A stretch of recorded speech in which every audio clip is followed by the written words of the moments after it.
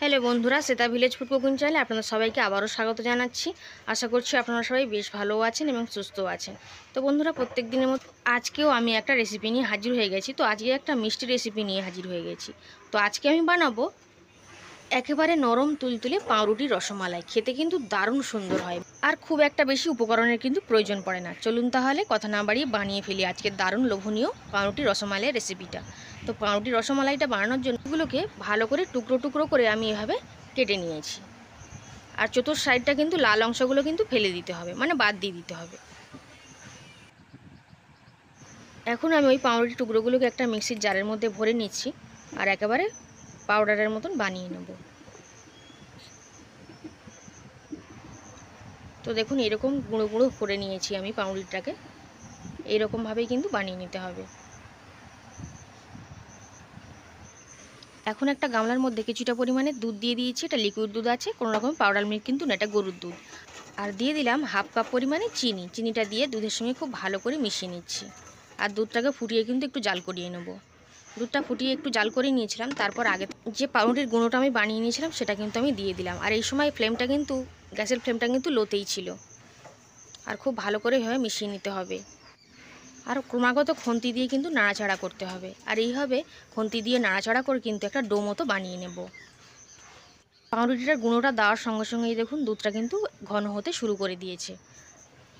কিছুক্ষণ পরে এইভাবে নাড়াচাড়া করে দেখুন আরও শুকনো শুকনো করে নিয়েছি।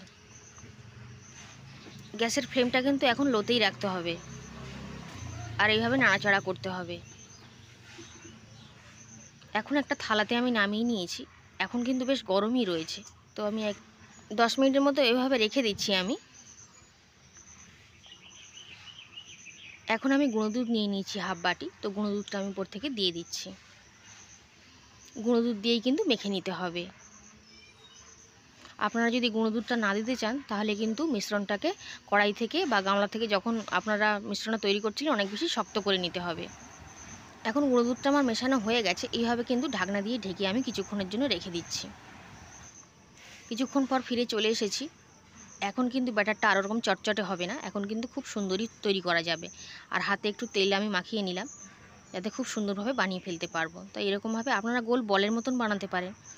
আর আমি এখানে এরকম ছোট ছোট রসমালাই যেরকম শেপ হয় সেরকম কিন্তু শেপ দিয়ে নিয়েছি। আর নিচের প্লেটে একটুখানি ময়দা ছড়িয়ে দিয়েছিলাম। সমস্ত সবগুলোই কিন্তু আমি বানিয়ে নিয়েছি। এখন আমি 1 লিটারের মতন গরুর দুধ কিন্তু উনানে জাল করিয়ে নিচ্ছি। এই দুধটাই কিন্তু ঘন করে আমি মালাই বানিয়ে নেব। আর দুটো এলাচকে ফাটিয়ে আমি দিয়ে দিয়েছি। আপনারা এর জায়গায় এলাচের গুঁড়োও কিন্তু দিতে পারেন।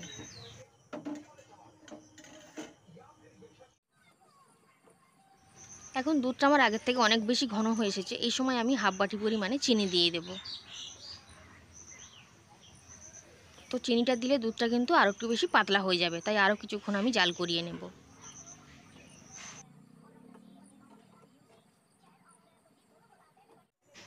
এখন দুধটা কিন্তু আমার অনেকটা ঘন হয়ে গেছে, আপনারা দেখেই হয়তো বুঝতে পারছেন। এখন আমি আগে থেকে যে বানিয়ে রেখেছিলাম পাউরুটির মিষ্টিগুলো সেগুলো কিন্তু আমি দিয়ে দিচ্ছি দুধের মধ্যে। এইভাবে এক এক করে সমস্ত পাউরুটির মিষ্টিগুলোকে আমি দুধের মধ্যে দিয়ে দিচ্ছি, মানে মালাইয়ের মধ্যে দিয়ে দিচ্ছি। আর এইভাবে 5 থেকে 6 মিনিট আমি মিডিয়াম ফ্লেমে জাল করিয়ে নিচ্ছি। আর এখন 2 থেকে 3 মিনিট হয়ে গেছিলো। আমি একটু গামলাটা ধরে নাড়িয়ে দিলাম যাতে তলা থেকে ধরে না যায়। আবার কিছুক্ষণ পর দেখুন আমি হালকা করে একটা হাতা নিয়ে বা একটা খুন্তি নিয়ে এভাবে নাড়িয়ে দিতে হবে। মিষ্টিগুলো কিন্তু খুবই নরম আছে, তাই খুব একটা নাড়াচাড়া কিন্তু করা যাবে না। এভাবে হালকা করে একটু নাড়িয়ে দিতে হবে। 5 থেকে 6 মিনিট হয়ে গেছিলো। এখন সদ্য আমি গ্যাসের ফ্লেমটা অফ করে দিয়েছি। আর দেখুন এইরকমই কিন্তু রয়েছে, কতটা সুন্দর ফুলেও গেছে দেখুন এগুলো। আর খুবই নরম আছে। একটু হালকা করে নাড়িয়ে চাড়িয়ে দিলাম। এখন এরকম অবস্থায় আমি 2 থেকে 3 ঘন্টা কিন্তু রেখে দেব।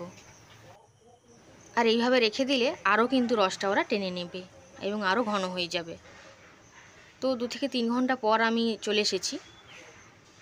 সমস্ত সবগুলোকে একটা প্লেটের উপর সাজিয়ে দিয়েছি। দেখুন কতটা সুন্দর দেখতেও লাগছে। আর খেতে তো বন্ধুরা অসম্ভব সুন্দর হয়। আর খুবই নরম তুলতুলে, এবং প্রত্যেকটা মিষ্টি দেখুন কেউ কিন্তু ভেঙে যায়নি আর একেবারে নরম আছে।